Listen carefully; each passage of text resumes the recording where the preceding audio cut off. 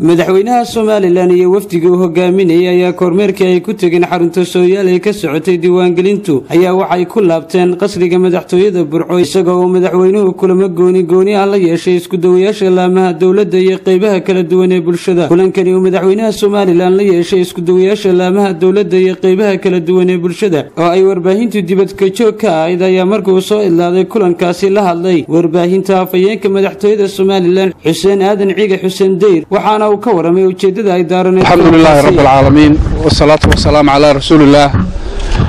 مدحوينها جمهورية الصوماليلاند مدن أحمد محمد سيرايو يوفتي بلارنا وهجاميني waxay maanta kulanaad u balaaran la yeesheen dhammaanba waaxyaha dawladda xukuumadda dhexe iyo golaha deegaanka ee degmada Burco iyo gobolka Togdheerba kulanka waxa soo qabanqaabiyay barasaabka gobolka oo run ahaantii doonayay in madaxweynaha iyo wafdiga la socday uu muujiyo ama uu kala tashado sida ay hawlaha qaranku halkan uga socdaan gobolka Togdheer baahiyaha jira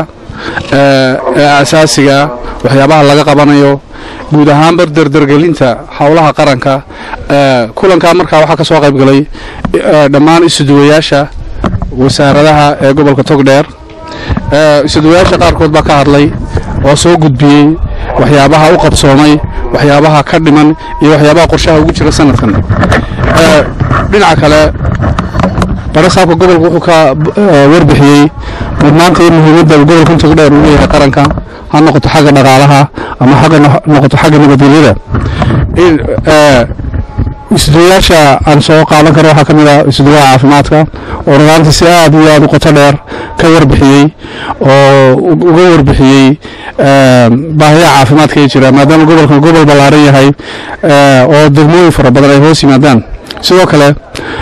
wasaaradda dibadejinta isduwahooda ayaa halkan ka hadlay oo sheegay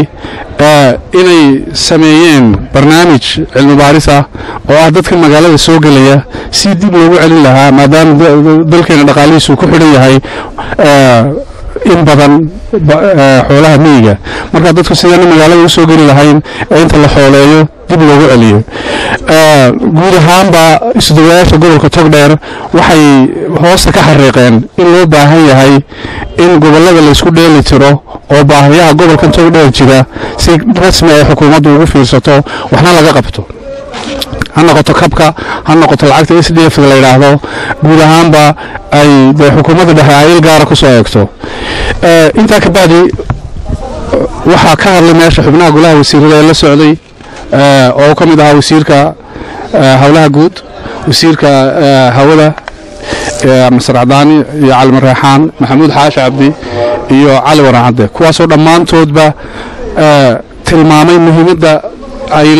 u leeyahay gobolkani iyo hay'adaha qaranka ee ka shaqeeya halkani in xiriirka ay leeyihiin dawladda dhexe marka kulankani guud ahaan marka la isku soo ururiyo waxa ahaa kulankii uu madaxweynuhu socdaalkiisa u daranaa oo ah inuu ku horgalo oo ogaado baahiyaha asaasiga ee gobolka Togdheer ka jira kulankii madaxweynaha ayaa soo xiray oo ku booriyay kuna amaanay mas'uuliyiinta iyo isuduwayaasha gobolka iyo barasaabku si ay u soo alooseen shirkan isla markaana ku dhiirigeliyay in hawlaha qaranka ay halka ka sii wadaan baahinimo dhamaan karto wixii baahida laga qaban karo waa laga qaban doonaa wixii kalena si wada tashiya ayaa la isku meel dhigi doonaa Khadar Cabdirasaaq Saleebaan shabakada caalamiga Arwanaag News magaalada Burco.